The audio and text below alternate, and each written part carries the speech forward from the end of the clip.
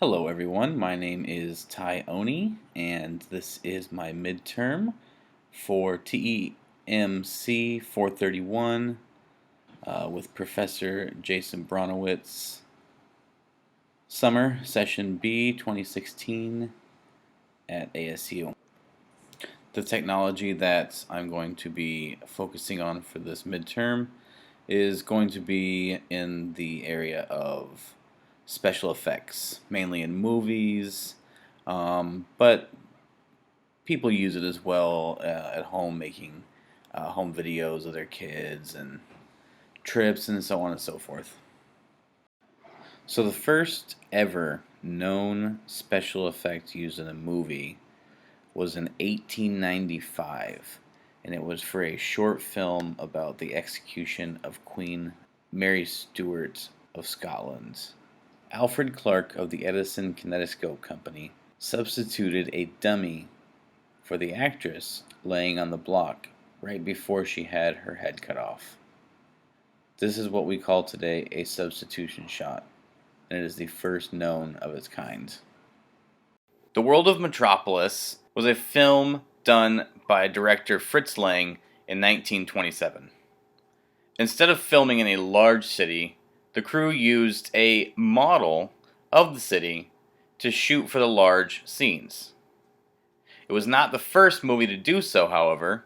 In 1902, models for spaceships were used to help create the sci-fi classic A Trip to the Moon. Jason and the Argonauts kicked up special effects in 1963 when they used stop-motion photography to help bring these skeletons alive. In actuality, the skeletons are only puppets, moved ever so slightly and photographed one frame at a time. While the process is painstaking, the results of the time were phenomenal. In 1956, director Cecil DeMille was able to pull off one of the Bible's greatest feats by parting the Red Sea. While not one technique alone helped create this, the part that created the parting of the Red Sea used a combination of rear projection, matte paintings, pyrotechnics, and miniatures to help create the scene. In order to part the Red Sea, 300,000 gallons of water were poured into a tank, and then during the movie, it was played backwards to create the effect. The Star Wars movies will probably go down in history as one of the greatest achievements for its time when it came to special effects. There were dozens and dozens of different techniques that George Lucas used to create the pop culture masterpiece. However, one of the roads that it paved in technological breakthroughs when it came to special effects was the use of a camera in motion. Prior to this, only people held cameras. While hooked up to a computer, the camera took commands and moved from place to place on its own, helping create shots that had never been before seen in the movie theater. Jurassic Park revolutionized the special effects industry. When Jurassic Park came out, the amount of computer-generated special effects in a movie had never before been seen in this magnitude.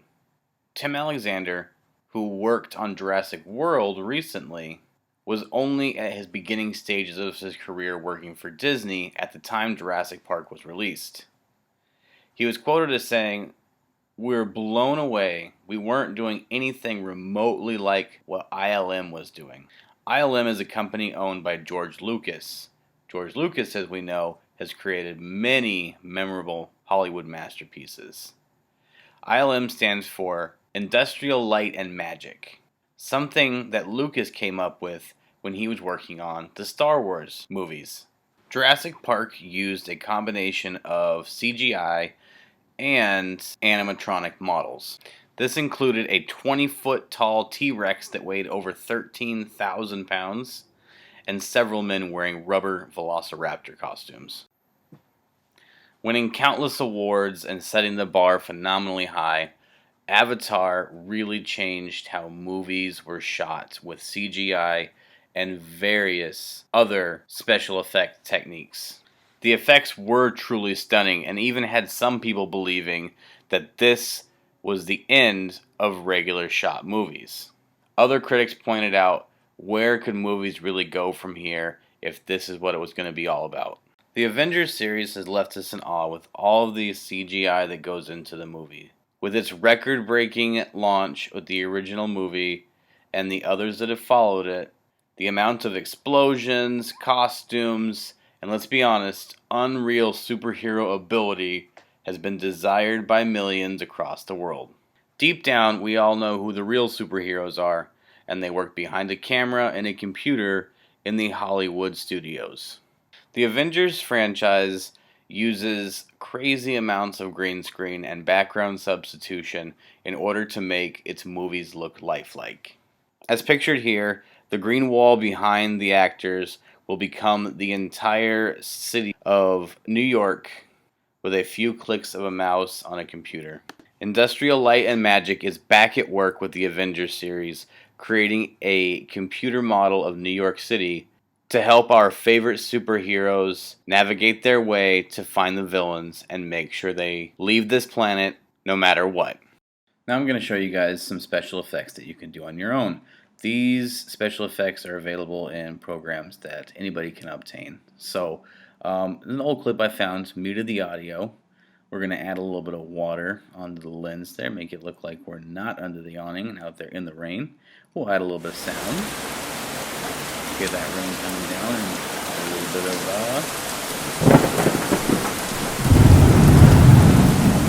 thunder. Never hurts. Make it look pretty.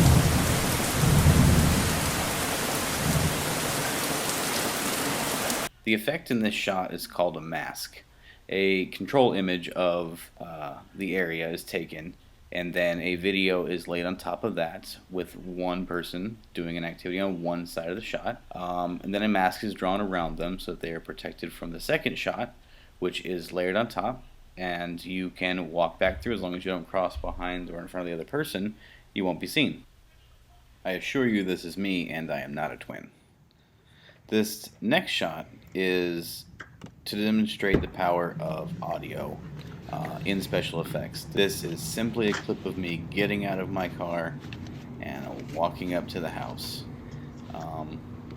For the shot I do have the audio on, but it means nothing. It's just whatever background noise you hear.